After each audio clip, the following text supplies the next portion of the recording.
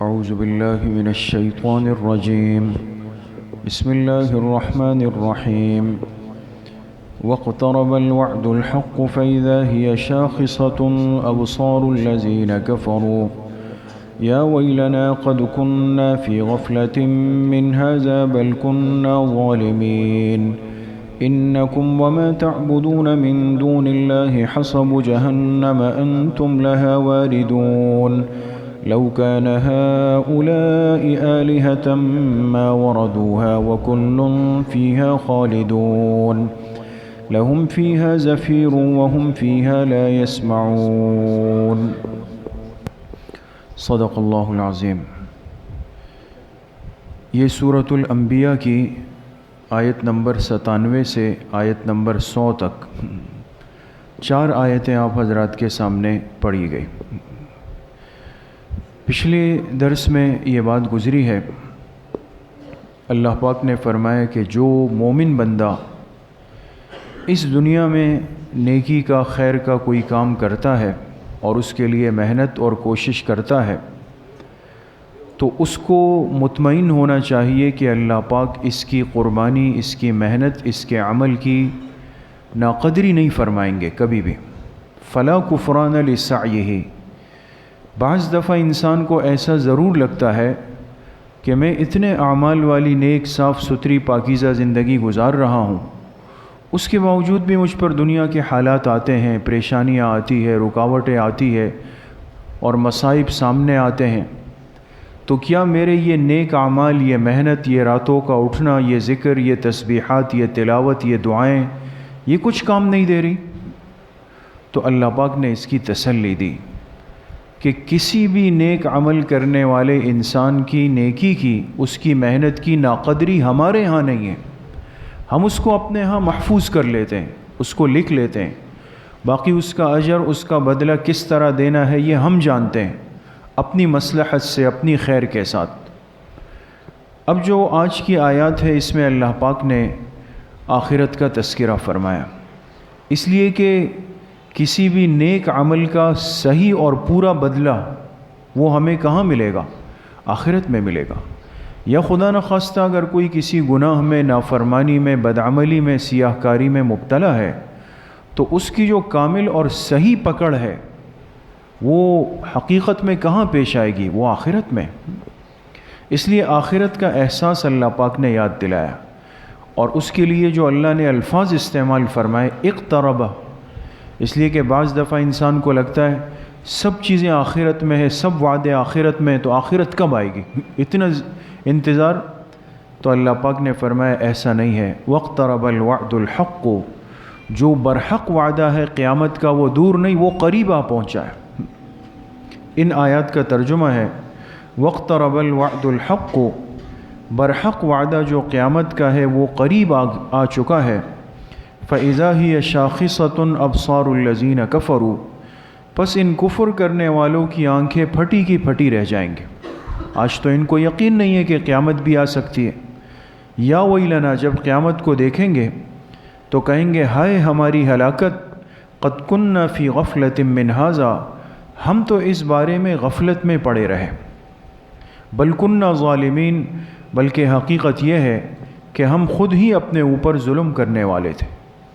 Income وما تعبدون من دون اللہ حصب جہنم، اللہ پاک ان سے فرمائیں گے آج کے دن تم بھی اور جن کو تم نے اپنا معبود بنا رکھا تھا اللہ کو چھوڑ کر، ان پتھر کے، ان لکڑیوں کے، مٹی کے، گارے کے بنے ہوئے جو بت تھے، مختلف چیزیں تھیں، اللہ فرمائیں گے آج تم بھی اور تمہارے بنائے ہوئے یہ معبود بھی حصب جہنم، تم سب جہنم کا ایندھن بن جاؤ گے۔ انتم لہا واردون، اور تمہیں ضرور بھی ضرور آج اس جہنم میں داخل کرنا ہوگا۔ لو کان ہؤلاء آلہۃ ما وردوہا، پھر اللہ فرمائیں گے اگر یہ تمہارے معبود برحق ہوتے، حقیقت میں ہوتے، ما وردوہا، تو یہ جہنم میں کیوں آتے؟ وکل فیہا خالدون، اور یہ سب کے سب اس جہنم میں ہمیشہ رہیں گے۔ لہم فیہا زفیر، ان سب کے لیے اس جہنم میں ایک چیخ و پکار، وہم فیہا لا یسمعون، اور یہ اس عذاب میں گرفتار ہو کر کسی کی آواز سن بھی نہیں سکیں گے کہ کیا ہو رہا ہے۔ تو ان آیات سے اللہ پاک نے تنبیہ فرمائی کہ قیامت کے معاملے کو دور مت سمجھو، یہ بہت قریب کا معاملہ ہے، بہت قریب۔ اس لیے جناب نبی کریم صلی اللہ علیہ وسلم نے ارشاد فرمایا کہ مجھے اللہ نے سب سے آخری نبی بنا کر بھیجا، یعنی آخر میں، بعثت انا والساعۃ کہاتین، اور مجھے اور قیامت کو ایسے بھیجا گیا جیسے ہاتھ کی 2 انگلیاں قریب ہے، یعنی جس طرح 2 انگلیاں قریب ہے، آپس میں ملی ہوئی ہے، اس میں فاصلہ نہیں، بہت معمولی سا، تو میرے اور قیامت کے زمانے میں بس فاصلہ اتنا ہی کم ہے۔ اب یہ تو ہم اپنا حساب لگاتے ہیں کہ 60 سال ہو گئے، 70 سال ہو گئے، تو یہ تو ایک لمبی عمر ہے۔ عمر لمبی نہیں ہے، عمر اس وقت لمبی ہوتی جب رکی ہوئی ہوتی، جب کہ ہر لمحہ آگے کی طرف جا رہا ہے، جا رہا ہے، جا رہا ہے، جا رہا ہے۔ جو چیز انسان کے ہاتھ سے نکل رہی ہو، رکی ہوئی نہ ہو، اور نمبر 2، جو چیز انسان کے اختیار کی نہیں ہو، یہ دور والی نہیں ہے، یہ بہت قریب والی ہے۔ تو اس لیے قیامت کا معاملہ انسان کے لیے بہت قریب ہے۔ اس لیے حدیث پاک میں جناب نبی کریم صلی اللہ علیہ وسلم نے ارشاد فرمایا، من مات فقد قامت قیامتہ، فرمایا جس بندے کا انتقال ہو جائے تو اس کی قیامت تو شروع ہو گئی، اس کے تو قیامت کا معاملہ وہ اس کے ساتھ اللہ پاک نے شروع کر دیا۔ تو انسان کی زندگی کی تو کوئی حقیقت بھی نہیں ہے۔ ہم ابھی جنازے سے ہو کے آئے، ہمارے حضرت حکیم اختر صاحب رحمۃ اللہ علیہ کے محبوب خلیفہ تھے، بہت بزرگ اور جید عالم تھے اور کم عمر تھے، لیکن اللہ پاک کی شان کے کچھ عرصہ قبل اچانک ہڈیوں کے کینسر میں اللہ پاک کی طرف سے آزمائش ہوئی، اور 2.5-3 مہینوں میں آج صبح ان کا انتقال ہوا مفتی صاحب کا۔ تو ابھی عصر کے بعد ان کا جنازہ تھا وہاں خانقاہ میں، ہم وہاں گئے، تو 3-4 دن قبل جب وہ اسپتال میں تھے تو میں اور مفتی صاحب ان کی عیادت کے لیے بھی گئے، تو اندازہ اسی وقت ہوا کہ کیفیت کیا ہے اور ان پر کیا تکلیف ہے۔ لیکن اس کے باوجود بھی بعض باتیں انسان جب اہل اللہ اور ایسے نیک لوگوں کے پاس جاتا ہے تو سمجھ کی بہت بڑی باتیں ہوتی ہیں۔ یہ جو آج ہمارے اندر ایک بے چینی ہے نا، ہر چیز میں ایک بے صبری ہے اور مایوسی ہے اور آہ و فغاں ہے اور واویلا ہے، اور ہر چیز پہ انسان رو رہا ہے، اس کی وجہ اللہ پاک سے عدم تعلق ہے۔ یعنی اتنا سخت مرض ہمیں ساتھی نے بتایا کہ مفتی صاحب کی ہڈیوں میں بری طرح اور ریڑھ کی ہڈی کو پورا تباہ کر چکا ہے، لیکن اس کے باوجود جب ہم گئے ملاقات کی تو کیا فرمایا ابھی میری طبیعت پہلے سے بہت بہتر ہے۔ تو میں نے باہر نکل کر مفتی صاحب سے کہا کہ ان کو بھی پتہ ہے اپنی تکلیف کا، اندر جو ان پہ گزر رہی ہے ہم تو سوچ بھی نہیں سکتے، لیکن انسان کا جب اللہ سے تعلق ہوتا ہے یہ ناشکری کا جملہ بول نہیں سکتا، اس کو اللہ صبر اور شکر کی ایک کیفیت دے دیتے ہیں، ایک مضبوط کیفیت، اور جب یہ کیفیت انسان کے پاس ہوتی ہے تو پھر انسان یہ نہیں کہتا کہ یہ درد کر رہا ہے، وہ درد کر رہا ہے، وہاں تکلیف ہو گئی اور یہ بیماری، یعنی کچھ بھی نہیں، یہ اپنی سابقہ اور موجودہ نعمتوں کو سامنے رکھتا ہے۔ حکیم الامت حضرت تھانوی رحمۃ اللہ علیہ نے لکھا کہ ہمیں اللہ کی نعمتوں کا احساس اس لیے نہیں ہوتا کہ اتنی زندگی کی استعمال کی ہوئی نعمتوں کو ذہن سے نکال دیتے ہیں۔ 40 سال، 50 سال، 60 سال، 30 سال، جتنا بھی ہو، ہم اللہ کی نعمتیں کھا رہے تھے، پی رہے تھے، گھوم رہے تھے، پھر رہے تھے، سب کچھ ہو رہا تھا۔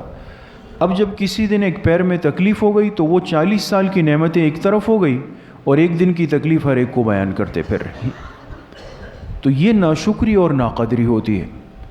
تو انسان کی زندگی نہایت ناقص ہے، بہت غیر پائیدار زندگی ہے اس کے پاس، اور کچھ اندازہ نہیں اس کو کہ کس وقت اس کے ساتھ کیا ہو جائے، یہ تو ہر انسان کو اس کا یقین ہے۔ لیکن اصل بات میرے دوستوں بزرگوں وہ کیا ہے، وہ اس قبر اور اس آخرت کی تیاری ہے، وہ تیاری ہے۔ اس لیے حضرت امام احمد ابن حنبل رحمۃ اللہ علیہ پر بڑی آزمائش آئی، حالانکہ اس امت کے 4 متفقہ اماموں میں ایک وہ بھی ہے، پوری دنیا آج دین پر جو عمل کر رہی ہے تو 4 اماموں کے پیچھے چل رہی ہے، امام اعظم ابو حنیفہ، امام مالک، امام شافعی، امام احمد ابن حنبل رحمہم اللہ تعالی۔ امت کا ایک بہت بڑا حصہ ان کا مقلد ہے، ان کا پیروکار ہے، اور اللہ نے اتنی قبولیت دی کہ حرمین الشریفین جو ہمارے مراکز ہیں ایمان کے، وہ سب حضرات فقہ حنبلی پہ چلتے ہیں، یعنی ان کے پیروکار ہے، اتنا اللہ نے ان کو قبول کیا ہے۔ لیکن ان کی جو آزمائش ہے تو تفصیلات کا وقت نہیں، تو بڑی آزمائشوں میں گرفتار ہوئے۔ تو ایک دن کسی نے ان سے کہا کہ حضرت آپ پر تو بڑی آزمائش آئی، آپ لوگ حق کے کام میں لگے ہوئے ہیں، حق کے راستے میں لگے ہوئے ہیں، تو ہم دنیا کو کیسے بتائیں کہ بھئی آپ حق ہے یہ باطل ہے، اس لیے کہ دنیا کہتی ہے جو غالب ہے وہ حق پر ہے۔ آج تو انسان یہ کہتا ہے نا، جس کا ڈنڈا تیز ہے کہتے ہیں بھئی یہ صحیح ہوگا جبھی تو اللہ نے اس کو غلبہ دیا، جو بیچارہ پس رہا ہے، مار کھا رہا ہے، تکلیف میں، آزمائش میں، کہتے ہیں بھئی یہ اگر اللہ والا ہے تو کیوں مار کھا رہا ہے۔ تو امام احمد بن حنبل رحمۃ اللہ علیہ نے فرمایا کہ ہمارے حق پر ہونے کا فیصلہ ہمارا جنازہ کرے گا۔ بڑی گہری بات فرمائی، ہمارے حق پر ہونے کا فیصلہ ہمارا جنازہ کرے گا۔ تم جنازے دیکھ لینا، کس کے جنازے میں کیسے لوگ آتے ہیں، کتنے لوگ آتے ہیں، کون شرکت کرتے ہیں۔ تو اب آج ہم نے دیکھا ہزاروں علماء، طلباء، اہل دعوت، بزرگ، شیوخ، جتنے ہر طرف جو ایک پاکیزہ ماحول۔ تو واپسی پہ میں نے ساتھیوں سے کہا کہ خوش نصیب بندے ہوتے ہیں جنہیں اللہ ایسے دن نصیب کرتے ہیں، ایسے جنازے نصیب کرتے ہیں۔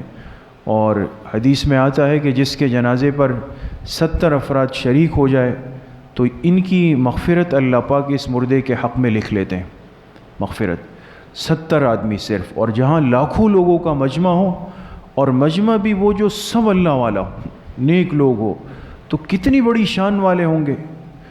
تو انسان کے حق اور باطل کے فیصلے جنازوں سے ہوتے ہیں، پھر پتہ چلتا ہے کہ کیسا طبقہ آیا ہے، کون شریک ہوا ہے، اور شریک ہونے والے لوگ کہہ کیا رہے ہیں۔ ایک شریک ہونا اور پھر ایک اس پر منہ سے بولنا، یہ معمولی بات نہیں ہے۔ اس لیے آپ علیہ الصلوۃ والسلام نے فرمایا تم اللہ کی طرف سے اس زمین پر گواہ بن جاتے ہو۔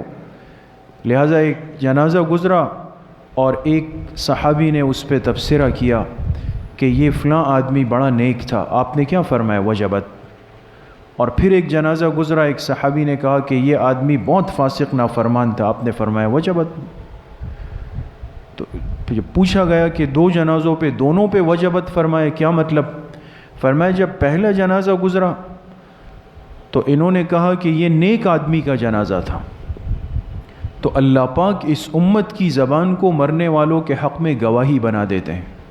تو پتہ چلا کہ واقعی یہ آدمی نیک تھا، اس لیے لوگوں نے اس کی تعریف کی، تو میں نے کہا وجبت، اللہ نے اس کے لیے جنت کو واجب کر دیا۔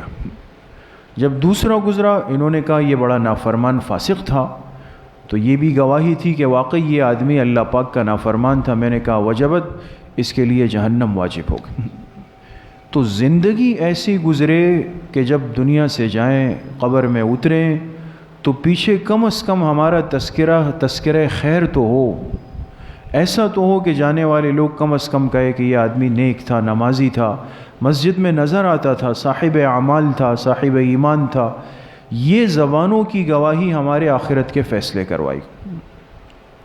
تو اس طرح جو زندگی ہم گزار رہے ہیں، نماز پڑھی، چھوڑ دی، اور جو گناہ کیے، خیانت کی، دھوکہ دیا، ملاوٹ کی، رشوت لی، کسی کا حق مار دیا، سب کچھ کیا، اور پھر ذہن میں یہ بنا کے بیٹھے ہوئے ہیں کہ بس دیکھ لیں گے آخرت کے معاملات ہے۔ ایسا نہیں ہے، وہ معاملہ نہایت سخت معاملہ ہے، بہت سخت معاملہ ہے، لیکن بہت آسان ہو سکتا ہے بشرطے کہ انسان اپنی زندگی کو تقویٰ اور طہارت اور پرہیزگاری کے ساتھ گزار لے۔ موذی سانپ کی طرح اگر انسان زندگی گزارے گا کہ مجھے ہر ایک کے معاملات ٹٹولنے، وہاں کیا ہو رہا ہے، یہ کیا کر رہا ہے، یہ کیوں اتنا خوش ہے، یہ کیوں اتنی ترقی کر رہا ہے، آج اس حسد نے، اس کینے نے، اس بدگمانیوں کے جذبات نے اندر کی باطنی زندگی کو تباہ کر دیا ہے۔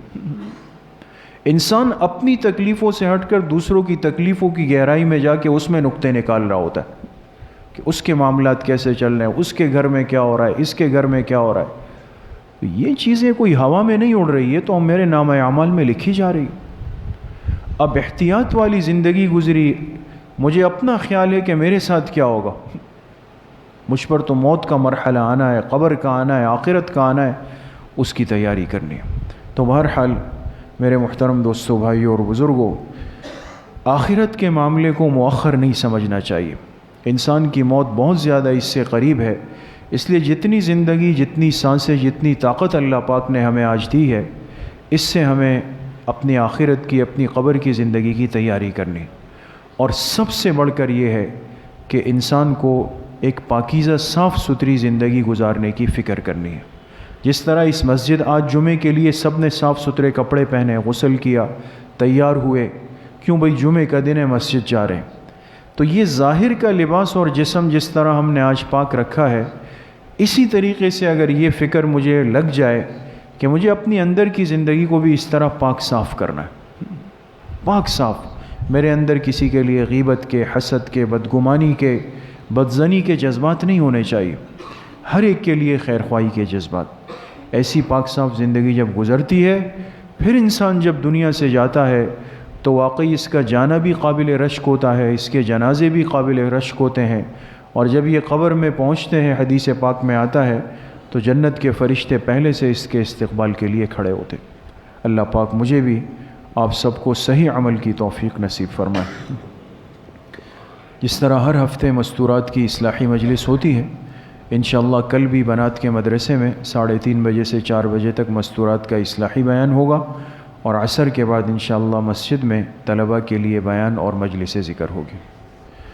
الحمدللہ رب العالمین والصلاة والسلام علی سیدنا.